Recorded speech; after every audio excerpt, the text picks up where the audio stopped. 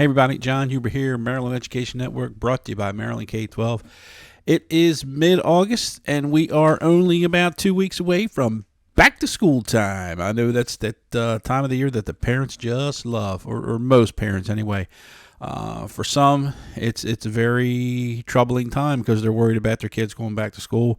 And, in a lot of cases, they have some good reasons. So, anyway, take a quick look around the state. It's kind of quieted down a little bit. There's not really a lot going on right now. But you're starting to see a lot of push from all the school systems. We're hiring. We're seeing all these things come across all the social media platforms. What are they hiring? Are they hiring administrators, principals? No. They got plenty of those. Department chairs, teacher mentors. Yeah, no. Oh, no. They got plenty of those. Who are they hiring? They're hiring bus drivers, cafeteria workers, custodians. Why?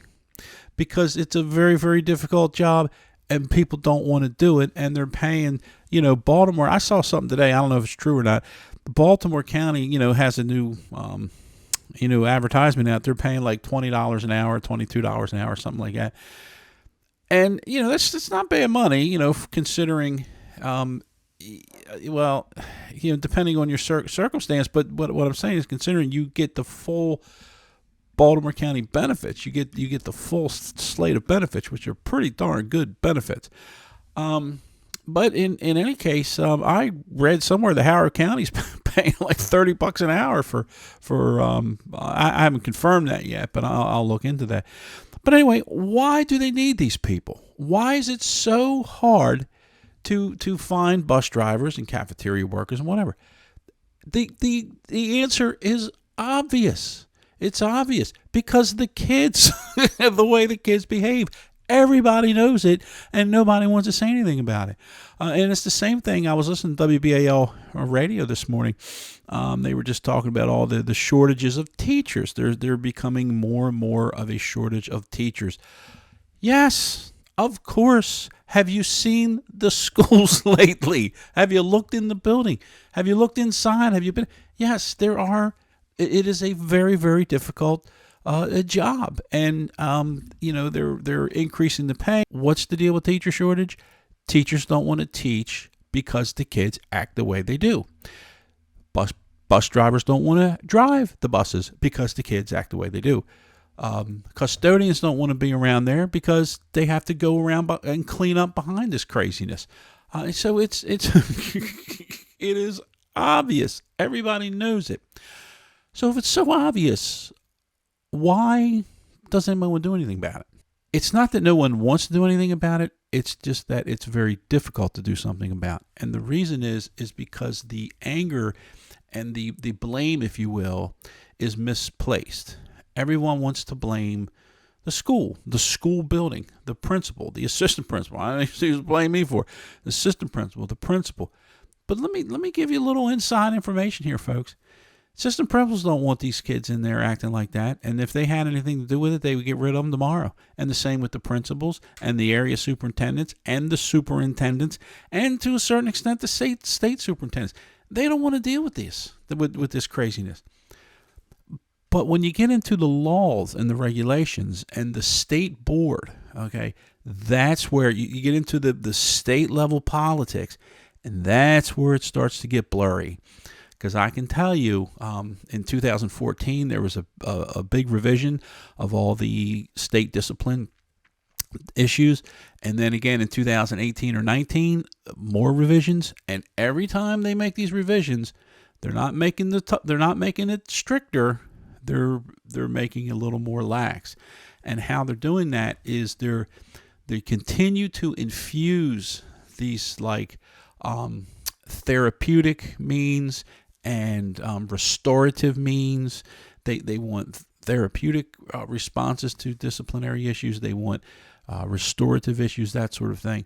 And I'm not saying those things are bad, but whether you agree with those things or not, the fact is those are replacing the old-fashioned, you're going to get kicked out. Removal from education, disciplinary exclusion or exclusionary practices, as they call it, are very, very frowned upon, and it is a very, very last minute or very, very last resort. So it becomes extremely difficult for the schools to initiate any kind of discipline.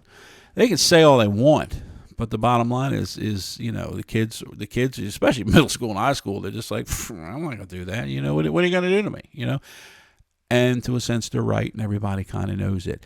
So it makes it very, very difficult, very challenging for school systems, principals, system principals, superintendents, area superintendents it's just like the cops out in the streets of Baltimore City. What are you gonna do? Because you're gonna lock them all up. So it's a very, very difficult situation.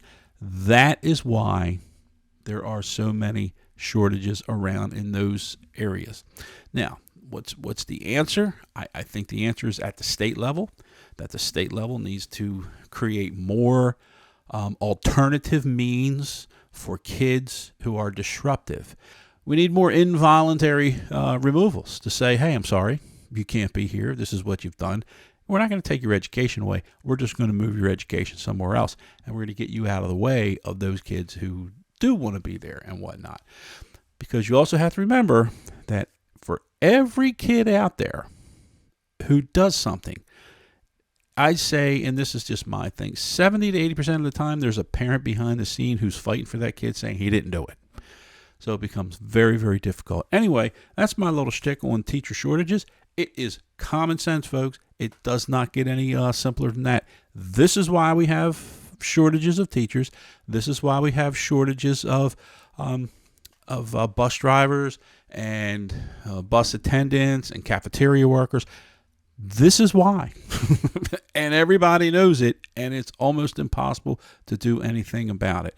So just my little piece on it. I'm going to do a little bit more on the discipline safety thing over the next couple of days, and we will definitely keep track of what's going on in the school. It's kind of quiet right now. Mid-August into September, we should start to see some scores trickling out from the NCAP from last year, and I'm waiting to see those as well. So anyway, thanks. Have a great day.